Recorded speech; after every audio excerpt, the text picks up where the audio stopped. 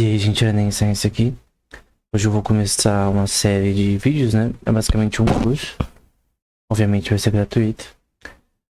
Sobre inteligência artificial. Então, o objetivo de todo o curso é ensinar o básico, introduzir o tema, para qualquer um queira conhecer. Obviamente, vão ter partes que talvez seja um pouco mais complexa. Se você não tem conhecimento em álgebra linear, em matrizes, conceitos básicos em relação a isso. Mas se você saber álgebra linear, você já vai conseguir entender tudo. Eu vou tentar ensinar da forma mais simples possível, mas vão ter horas que eu não tenho como ser superficial, sem meio que tirar o propósito do curso em si, né? Então, o objetivo é isso. Tem alguns livros base, eu não tô mostrando todos aqui, mas esse do Roberts e do Yarden é um dos mais importantes, que é o The Principles of Deep Learning. Então tem uma parte que a gente usa aqui. E o livro muito famoso, né, do Sutton e do Barton, e Reinforcement Learning. Aprendizagem de reforço que a gente vai ter posteriormente, né? Da aula 5 pra frente, talvez. O que a gente vai usar nos primeiros 4 vídeos é o Mathematical Theory of Neural Network, do Chow Ma. Tem algumas palestras dele que eu recomendo. Talvez até deixe na descrição, no Advanced Center of Study, que ele explica muito bem, tipo, os conceitos básicos de como realmente inteligência artificial funciona. Então, o que a gente vai entender é o ponto de vista teórico, não de programação, mas se você quiser aprender mais sobre a parte de programação, tem um curso no Coursera do TensorFlow, que eu acho que é muito interessante, né? Bom, vamos para os modelos básicos de inteligência artificial. Eu até pensei em começar com a história, eu até já fiz vídeos há uns 2 anos atrás sobre história da inteligência artificial. Talvez eu faça vídeos. Eu escrevi um livro, na verdade, sobre esse tema. Só que aqui eu quis focar mais na parte prática. Talvez em outra série eu fale apenas sobre a história. Então a gente vai focar aqui na parte do que realmente é. Então, o que é aprendizado supervisado? É como se fosse aprendizado com, entre aspas, é uma analogia interessante de um professor. Então, você tem, por exemplo, os seus dados, e esses dados eles estão catalogados, né? O que significa? No seu próprio dataset, no seu banco de dados, você vai separar num banco de dados, por exemplo, em Excel da vida. Ou aqui no caso são animais, o que é vaca, elefante e camelo. Então ele está categorizado, ele tem o nome de fotos, vamos supor que tenha 2.500 fotos de vacas, 2.500 fotos de elefantes, 2.000 fotos de camelos, que você vai fazer um aplicativo de reconhecimento de animais aqui no caso. E aí no caso você quer que todas essas fotos estejam categorizadas para o seu sistema saber o que é qual, o que é o que, e usar as características, né? Os pixels associados a cada imagem para saber diferenciar eles, né? Aí tem a parte do treino, né? O algoritmo, processamento, né? Que vai inferir uma capacidade computacional mínima. E aí no fim o aplicativo vai conseguir reconhecer, né? E ele vai aprender de uma forma como se estivesse aprendendo com erros, né? Ele vai, entre várias interações, né? Aprender com os erros nesse contexto. Tem o que se chama aprendizado não supervisado, que é como se fosse o aprendizado sem um professor. Tem até outro que eu não mostrei aqui, mas a gente pode falar em outro episódio, que é o aprendizado semi-supervisado, que é a junção do supervisado e não supervisado. Aqui, você começa com os dados totalmente misturados. Então aqui você tem vários tipos de vegetais. E você não conta para o seu sistema, você não categoriza ali os seus dados no seu banco de dados. É uma coisa muito simples de fazer. O que é o que? Então o próprio algoritmo tem que descobrir as diferenças entre cada um e ver padrões e descobrir diferenciar, por exemplo, berinjela, cebola e acho que é cheiro verde isso daqui. Não lembro exatamente. Mas ele consegue se esperar sozinho. Então você pode ter 5.000 fotos de cada um, imagens, né? E você quer interpretar esses dados usando algoritmos. não supervisados, né? Então tem vários tipos de algoritmos que são nesse contexto. E a gente vai ver com detalhes eles em diferentes aulas, né? Mas de uma forma simples, usando aqui a tese do Chalmers, a anotação dele, né? O seu dataset, que é esse S aqui, a gente vai ter aqui os dados X. Esse I significa que são N dados, né? Então I começa sendo igual a 1. Então você tem, por exemplo, 5.000 fotos que contêm diversas características, né? Que normalmente a gente denota como theta, que é o símbolo θ, né? Da primeira letra do θ. Tem som de T, né?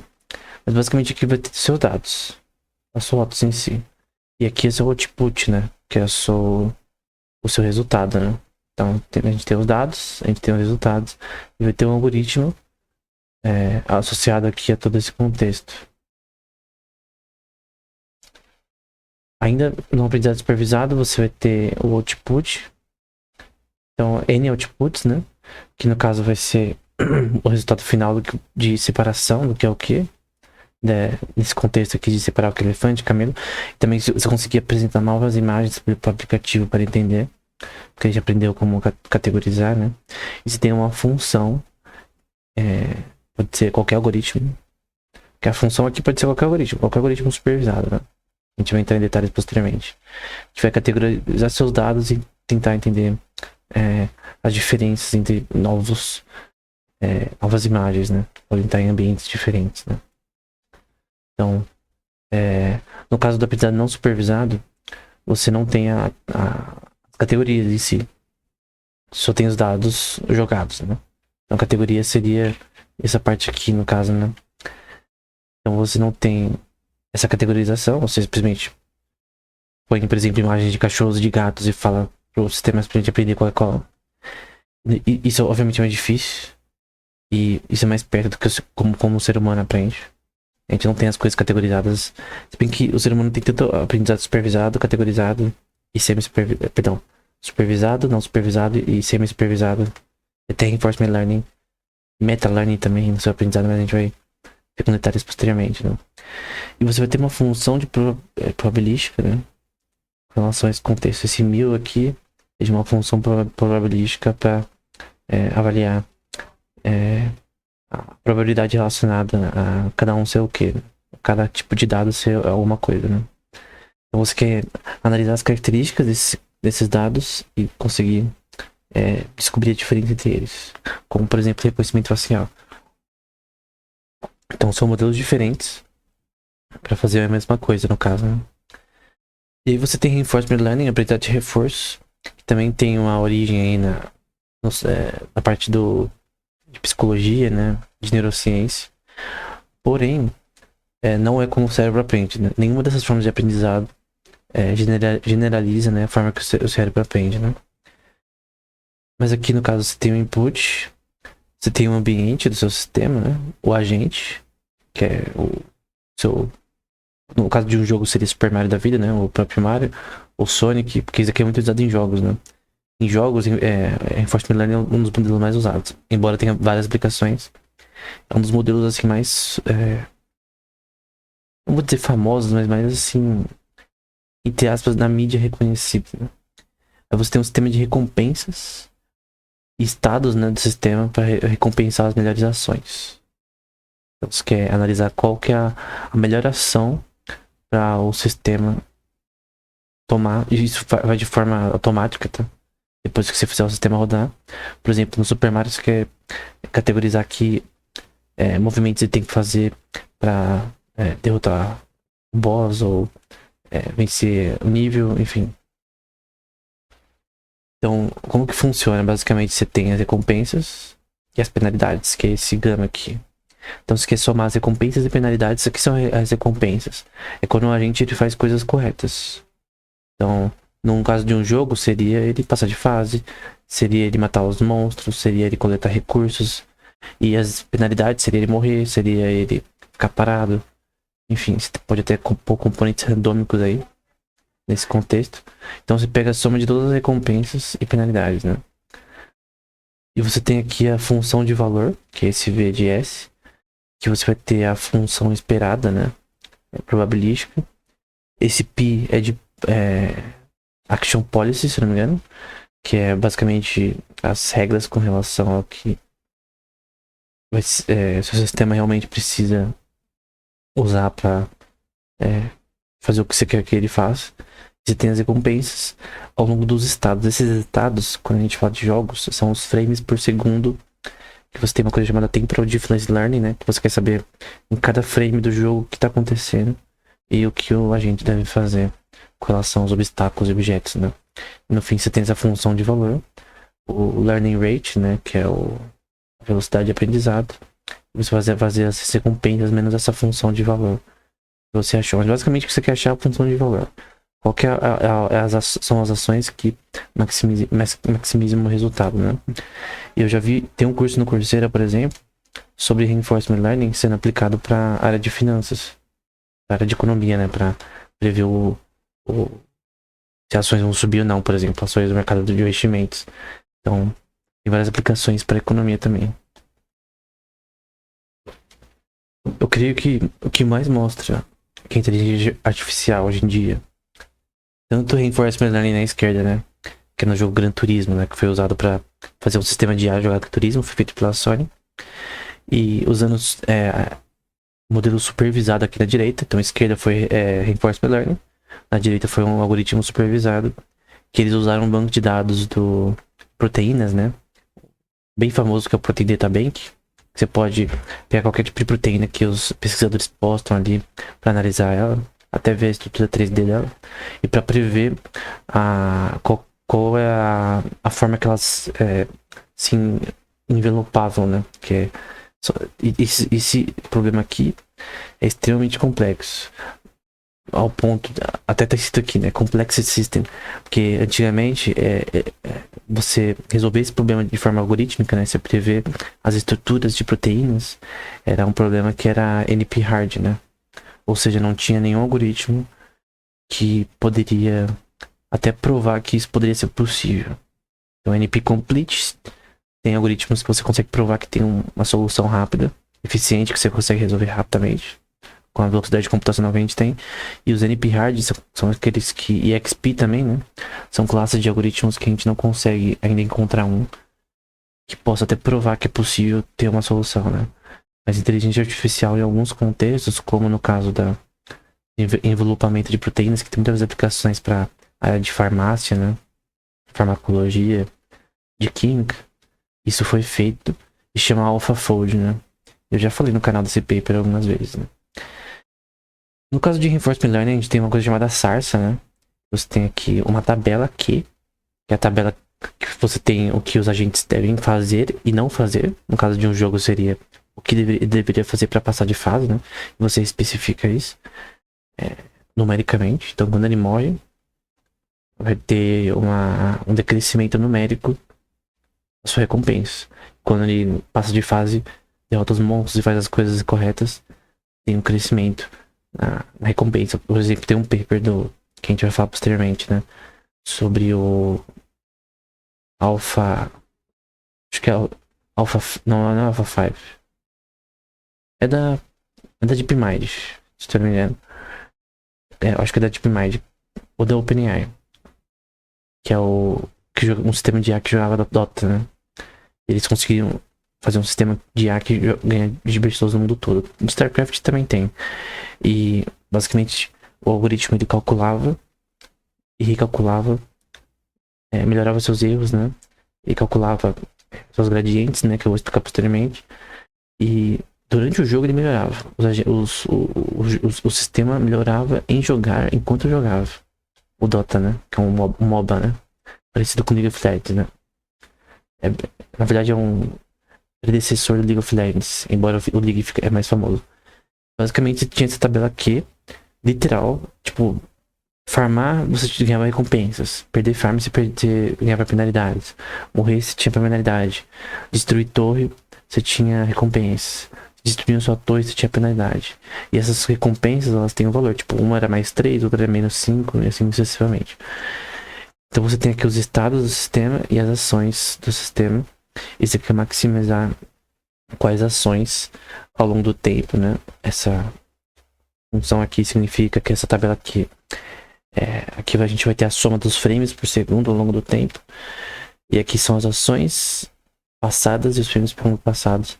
Você quer maximizar essa função, né? De forma simples, você quer saber quais ações maximizam seu melhor resultado, né? Para o sistema aprender. Em questão de estrutura, isso aqui provavelmente você já viu, se você já viu algum vídeo sobre redes neurais, né? Isso aqui é uma esquemática totalmente, assim, simplista, né? Mas é bom para explicar. Então você tem as camadas, né? E antigamente só tinha 2 camadas normalmente, ou 3, nossa. Foi posteriormente que viram que se você adicionar várias camadas, que é chamada de hidden layers, e por isso que se chama Deep Learning, né? A gente vai ver posteriormente. É porque eles têm mais camadas. Por isso Deep Learning. Porque você tem mais camadas profundas, entre aspas, né? Porque você vê a história da inteligência artificial, normalmente era uma camada que tinha, ou 2. Enfim. Você tinha camada de input, por exemplo, são as fotos que a gente viu no último, na outra parte, que formavam ali os seus dados, o algoritmo que ia ser rodado nessas camadas escondidas, nas hidden layers, e o output final. Só que nesse contexto aqui tem várias coisas que acontecem para que o output apareça. Então isso aqui é muito simplista no momento, né?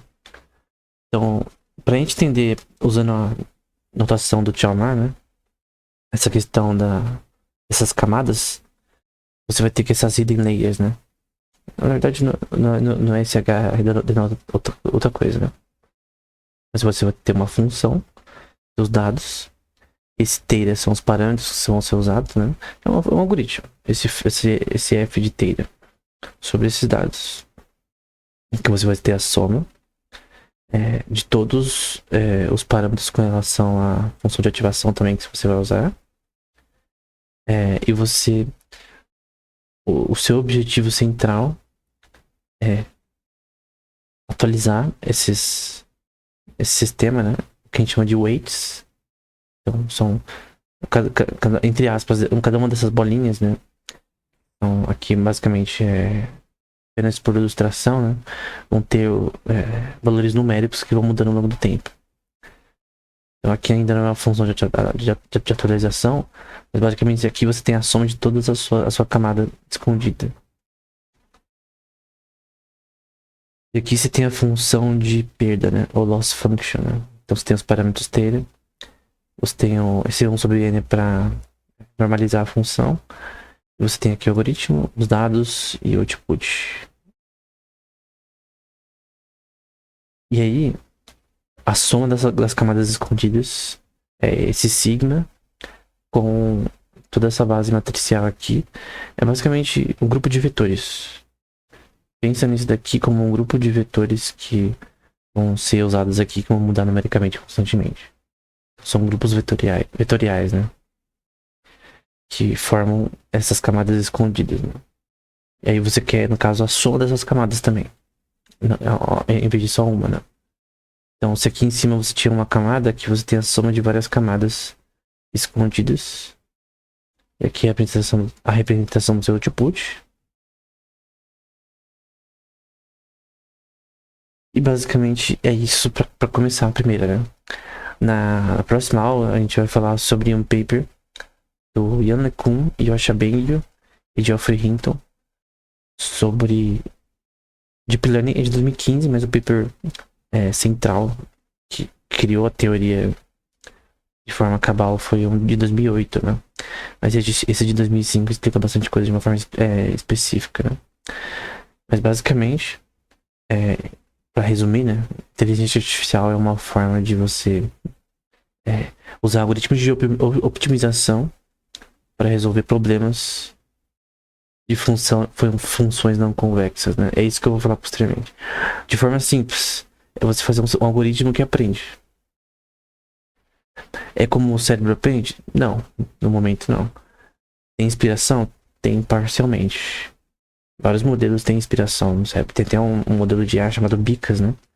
Que a sigla tem a ver com sistemas inspirados biologicamente, né? Tipo, como o cérebro funciona para criar modelos de arma com mais base no cérebro, né?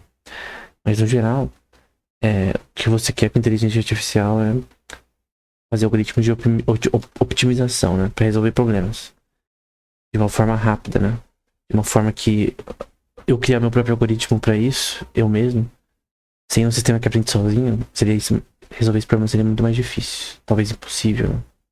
Então a gente vai ver como isso é feito posteriormente, né? Então é isso, até o próximo episódio.